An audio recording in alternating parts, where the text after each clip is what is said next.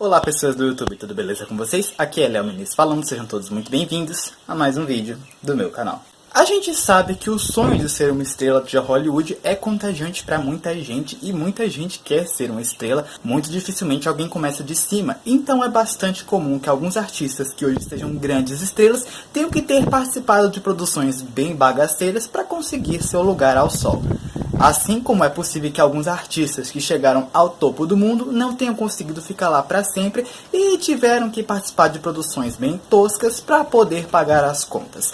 Então, pensando nisso, eu trouxe hoje um vídeo falando 5 atores famosos em filmes horrorosos. Não dá pra dizer bem que são filmes horrorosos, o mais apropriado seria o termo filmes trash. Esse filme é atribuído àqueles filmes que são tão mal feitos que ficam divertidos.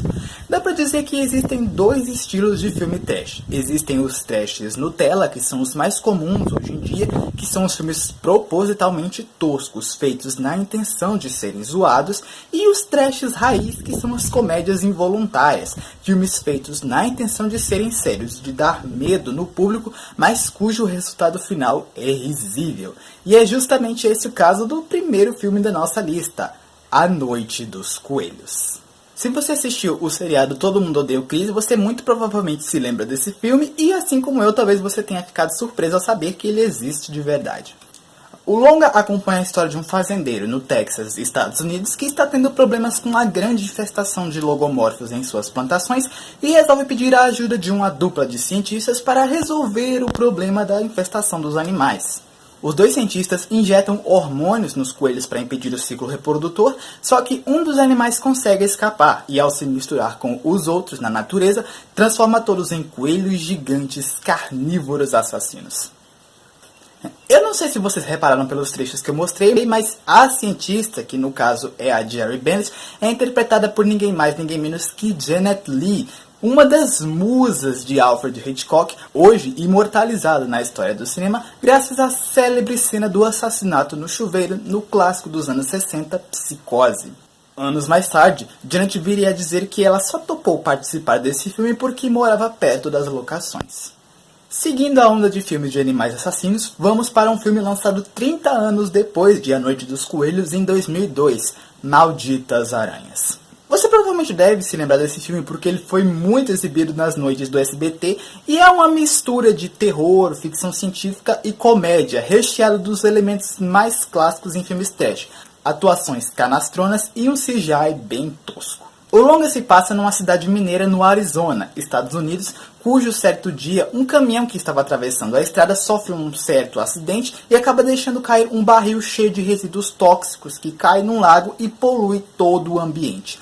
Certo dia, um colecionador de aranhas vai capturar alguns insetos no lago para dar de alimento às suas criações e esses animais contaminados contaminam as aranhas que se tornam monstros gigantes devoradores de pessoas e animais. Uma das cenas mais célebres do filme acontece quando uma aranha gigante invade o quarto de uma jovem adolescente, entrando pela janela e a prende na parede com suas teias. Pois bem, essa jovem que vocês viram aí é Scarlett Johansson, a Viúva Negra da franquia Vingadores da Marvel. A Viúva Negra num filme de aranhas assassinas.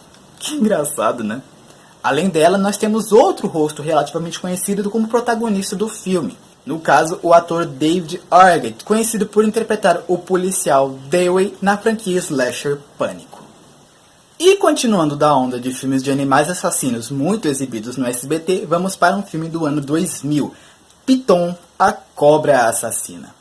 O longa se passa numa pequena cidade no interior dos Estados Unidos, onde após um acidente de avião, uma cobra gigantesca geneticamente modificada pelo governo consegue sobreviver à queda, escapa e começa a fazer várias e várias vítimas na cidade.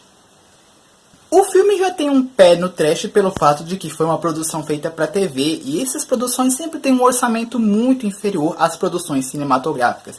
Por conta disso temos aqui o CGI de uma cobra gigante bem tosco e que envelheceu muito mal. Apesar disso, o filme até aqui é bem legal, né? E a gente tem aqui, assim como em Anaconda, uma boa quantidade de nomes relativamente conhecidos no elenco. Por exemplo, William Zabka, da versão oitentista de Karate Kid. Will Wheaton, da série Star Trek Uma Nova Geração e do clássico da Sessão da Tarde Conta Comigo, baseado no livro de Stephen King, com quem contracenou com River Phoenix e Jerry O'Connell. Casper Van Dien, protagonista da série de ficção científica Tropas Estelares do final dos anos 90. Jenny McCartney, atriz, apresentadora e ex-modelo da Playboy. E é claro, Robert Englund, o nosso tão amado Freddy Krueger da franquia de terror A Hora do Pesadelo.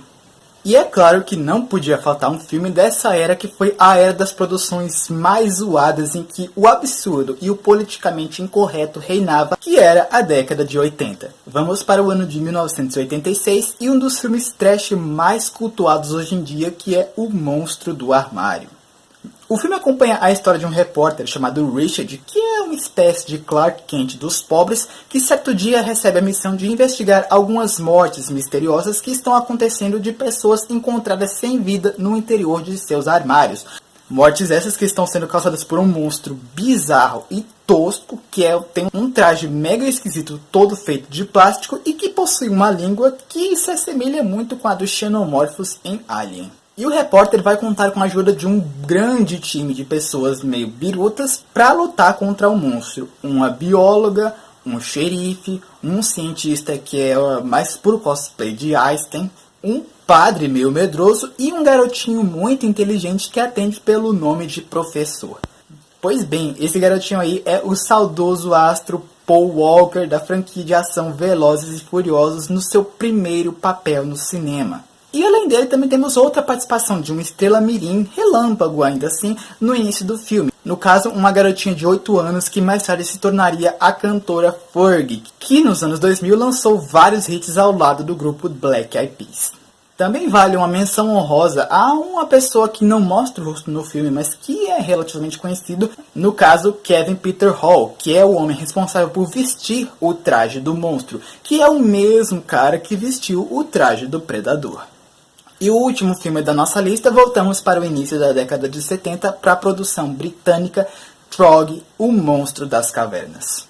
O filme acompanha uma antropóloga chamada Dra. Brockton, que encontra uma espécie de homem das cavernas, um troglodita do século passado, no interior de uma caverna, que resolve capturá-lo, levá-lo para seu laboratório para estudá-lo e, quiçá, por que não, domesticá-lo, mesmo que contra a aprovação de todos os seus colegas de trabalho. Trog é um daqueles exemplos de filmes que é tão ruim, mas tão tosco, que ao longo dos anos foi recebendo o status de cult pelos amantes das produções sci-fi meio zoadas.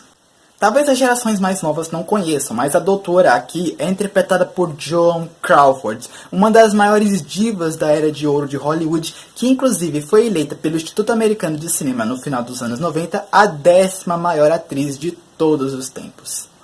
Estrela de filmes como O Que Terá Acontecido a Baby Jane e Alma em Suplício, que inclusive lhe rendeu um Oscar de melhor atriz em 1945, este filme foi a última aparição de Joan Crawford em um longa no cinema, sendo que a atriz viria a falecer 7 anos mais tarde em decorrência de um câncer no fígado.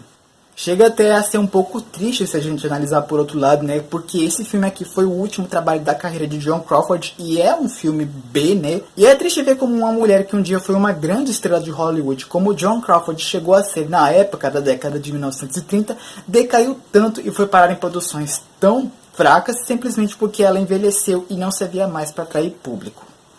Então foi isso, galera. Eu espero que vocês tenham gostado do vídeo. Se vocês gostaram, já sabem, deixa o like aí embaixo. Se inscreve no canal se você não for inscrito, porque aqui tem sempre vídeos com conteúdo sobre cinema ou literatura. E se vocês lembraram de algum outro filme trash com um nome famoso no elenco, comenta aí embaixo que quem sabe eu não faço uma parte 2, não é? E me segue nas minhas redes sociais que tem um link de cada uma delas aí na descrição. E foi isso. Valeu. Falou.